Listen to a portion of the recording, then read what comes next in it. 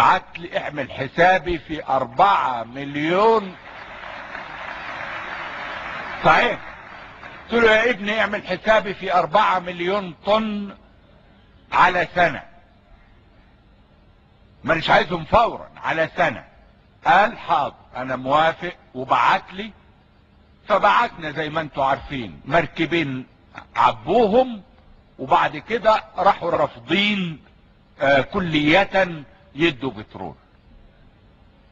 وتذكروا ده كان الوقت اللي انا اتزنقت، الله يرحمه شاه ايران، لما ما كانش عندي احتياطي الا 15 يوم للقوات المسلحة وللبلد. ولو حصل اي معركة في ذلك الوقت كان القوات المسلحة تستهلك الاحتياطي ده في ساعات، وكان لا البلد ولا القوات المسلحة بعد كده يبقى عندها نقطة بترول بعد ساعات. شاه ايران الله يرحمه، انا بعت لاخواننا العرب ما تأخروش، بس طريقتهم هم مش على بالهم، مرتاحين. ولما اقول له عندي احتياطي 15 يوم يقول لك طب ما فيهاش حاجة يعني، ابعت الوزير وعلى مهله على شهر 2 يبعت البترول. لكن دي معركة.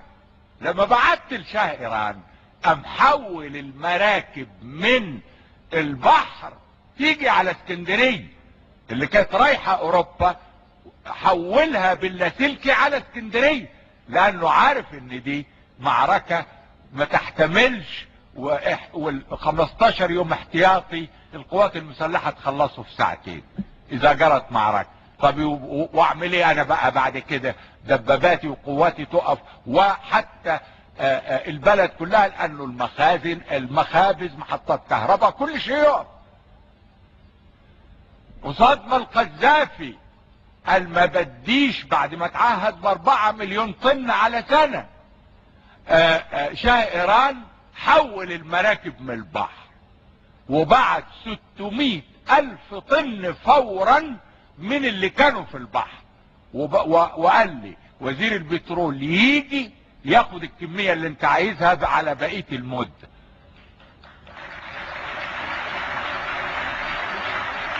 بفتكر اصل الحكاية دي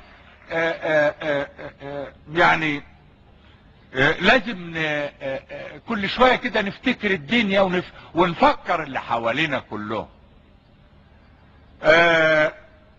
زي ما قلت لكم بعد 2 من فتح القناة كانت بتديني 500 مليون دولار في السنة، وابتديت افتح البترول.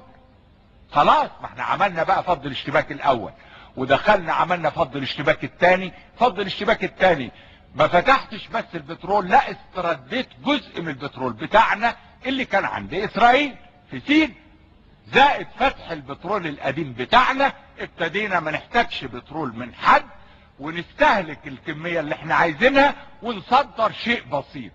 احنا بنستهلك 12 مليون طن في الوقت ده، كنا اللي بنطلعه كله حول 15 مليون طن، يبقى بناخد 12 لنا وبنبيع 3.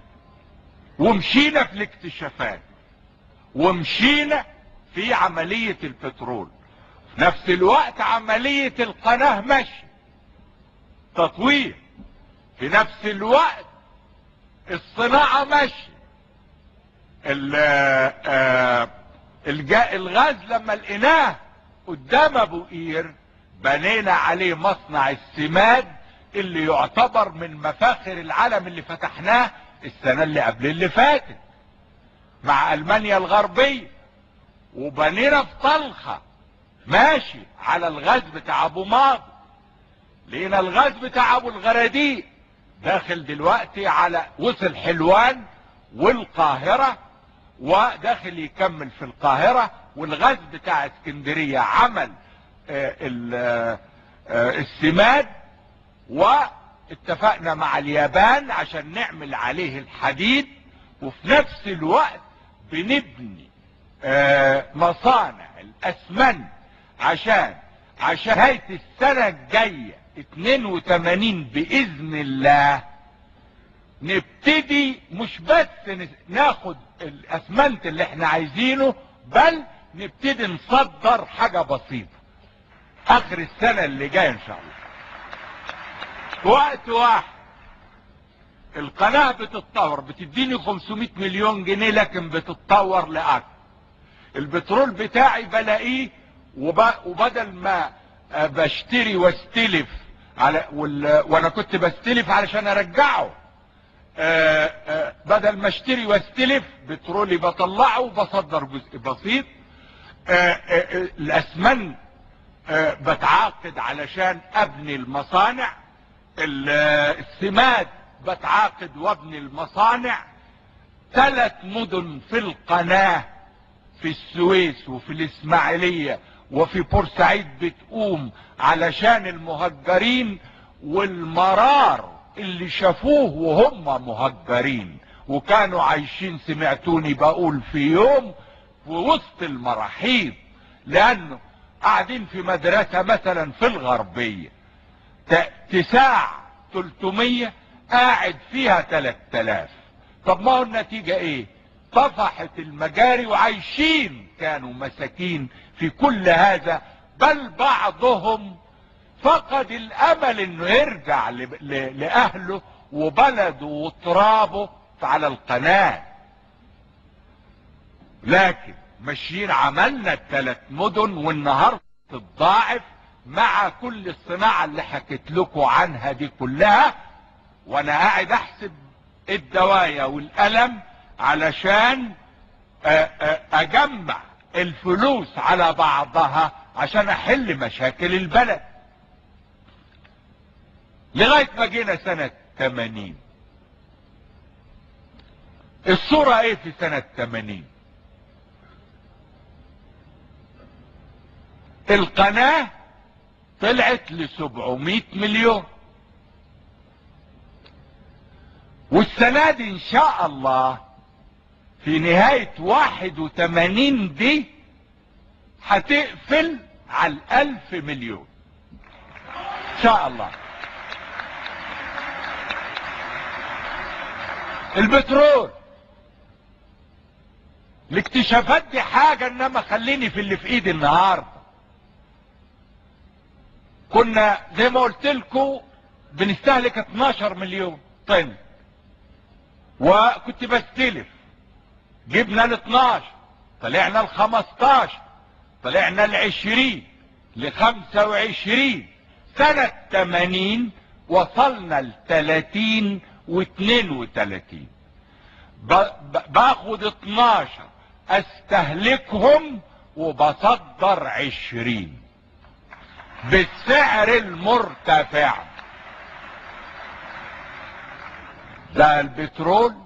القناة زي ما حكيت لكم دخلت عدت 700 مليون. فوجئت سنة 80 بولادي المصريين المهجرين اللي برا، اللي بيشتغلوا برا والمهاجرين، فوجئت بيهم بيرجعوا للعيل عشان العيلة المصرية رجعت. رجعنا عيلة تاني، بيبعتوا كل ما يملكوه بعتوه لمصر. قام رقم خرافي.